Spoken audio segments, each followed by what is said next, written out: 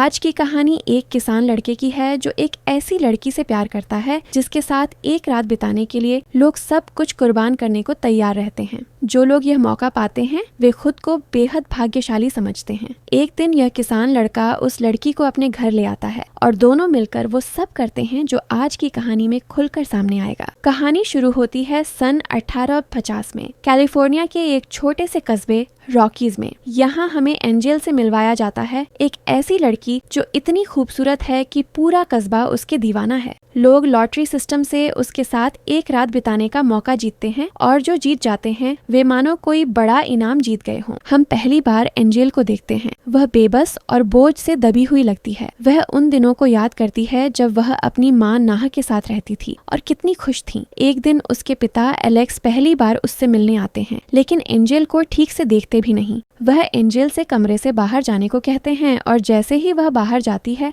नाह से ठंडे लहजे में कहते हैं, तुम मेरे घर में रहती हो, लेकिन मैंने तुमसे कभी शादी नहीं की और न कभी करूंगा। मैंने शुरू से कहा था कि मुझे यह बच्चा नहीं चाहिए, वह नाजायज है। एंजेल बाहर सब कुछ सुन लेती है और रोने लगती है। नाह बाहर आकर उसे गले लगाती है और कहती है, यह तेरी गलती नहीं है मेरे बच्चे, मैं तुझे दुनिया में सबसे ज्यादा प्यार करती हूँ। कुछ दिनों बाद नाह को एलेक्स का पत्र मिलता है जिसमें वह ठंडे ढंग से कहता है कि उसने दोनों से सारे रिश्ते तोड़ लिए हैं, घर बेच दिया है और कभी नहीं मिलेगा। कोई चारा न देख नाह एंजेल को लेकर सामान समेटती है और घर छोड़ देती है। जीविका के लिए नाह एक जौहरी जॉन के पास अपना गहना बेचने जाती है। जॉन गहने देखकर कहता है कि ये नकली हैं, कोई कीमत नहीं। फिर मुस्कुराकर कहता है, लेकिन तुम खुद बहुत कीमती हो, मेरे लिए काम करो तो पैसा भी मिलेगा और रहने की जगह भी। बेबस नाह मान जाती है। जॉन पहले उसका फायदा उठाता है, फिर उसे काम पर लगाता है। कुछ समय बाद नाह गंभीर रूप से बीमार पड़ती है और चल बसती है। माँ के जाने से एंजेल टूट जाती है, लेकिन इस क्रूर दुनिया में उसके पास कोई ताकत नहीं बचती। अब कहानी वर्तमान में आती है। हमें माइकल से मिलवाया जाता है, एक मेहनती किसान,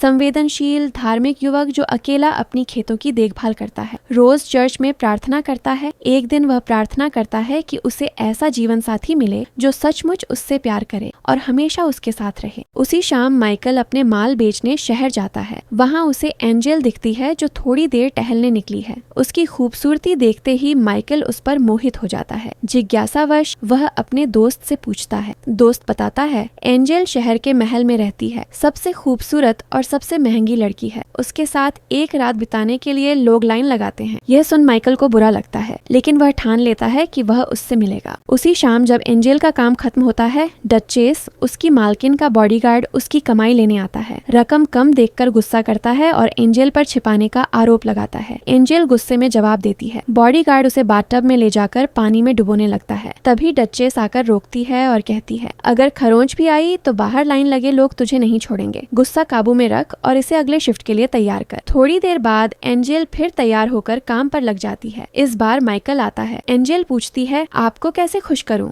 माइकल कहता है, मैं इसके लिए नहीं आया, सिर्फ बात करना चाहता हूँ। मैं बाकियों जैसा नहीं हूँ, मैं किसान हूँ, अपनी खेती करता हूँ। फिर वह एंजेल से शादी का प्रस्ताव रखता है। एंजेल हंस पड़ती है और कहती है, इस हफ्ते का 5वां प्रस्ताव है। तुम जैसे बहुत आते हैं, मीठी मीठी बातें करते हैं। समय खत्म होते ही वह उसे कमरे से बाहर निकाल देती है। अगले दिन माइकल फिर आता है, 2 गुनी रकम देकर। कहता है, पहली नजर में तुमसे प्यार हो गया, मेरे साथ चलो, शादी कर लेंगे, हमेशा साथ रहेंगे। एंजेल गंभीरता से नहीं लेती और कहती है, पैसे और समय दोनों बर्बाद कर रहे हो, आओ काम करो और चले जाओ, मैं कभी तुम्हारी हमेशा के लिए नहीं हो सकती। फिर भी माइकल हार नहीं मानता। दोस्त उसे समझाने की कोशिश करता है, लेकिन वह कहता है, एक बार और कोशिश करूंगा। शाम को वह फिर जाता है। शांत स्वर में समझाता है, मुझे समझ नहीं आता तुम इस नरक जैसी जिंदगी में क्यों रहना चाहती हो, क्या तुम्हें मेरे लिए कुछ नहीं लगता? फिर प्यार से उसे चूमता है और पूछता है, अब भी मेरी मोहब्बत महसूस नहीं हुई? एंजेल ठंडे स्वर में कहती है, मैं तुमसे प्यार नहीं करती, न शादी करना चाहती हूँ, तुम सिर्फ एक साधारण किसान हो और कुछ नहीं। माइकल दिल टूटा हुआ चुपचाप चला जाता है। अब कहानी एंजेल के बचपन में वापस जाती है। माँ की मौत के बाद जौहरी जॉन उसे दूसरे शहर ले जाता है ताकि बेच सके। वहाँ काम करने वाली लड़की सैली उससे विनती करती है कि इसे कहीं और ले जाओ, यह जगह इसके लिए नहीं है। जॉन नहीं मानता और एंजेल को बॉस ड्यूक के सामने पेश करता है। ड्यूक जॉन को पैसे देने की बजाय मारने का हुक्म देता है। एंजेल डर जाती है, लेकिन ड्यूक धमकाता है कि अब तुम मेरे लिए काम करोगी। मजबूरन एंजेल रह जाती है। बड़ी होती जाती है तो ड्यूक उसे अपने धंधे में लगा देता है। एंजेल डर खो देती है और मान लेती है कि दुनिया के सारे मर्द एक जैसे हैं। एक दिन एलेक्स, उसका पिता, वहाँ आता है, बिना यह जाने कि एंजेल उसकी बेटी है। कमरे में एंजेल उसे सच बता देती है। अपनी करनी का एहसास होते ही एलेक्स खुद को कोसता है और आत्महत्या कर लेता है।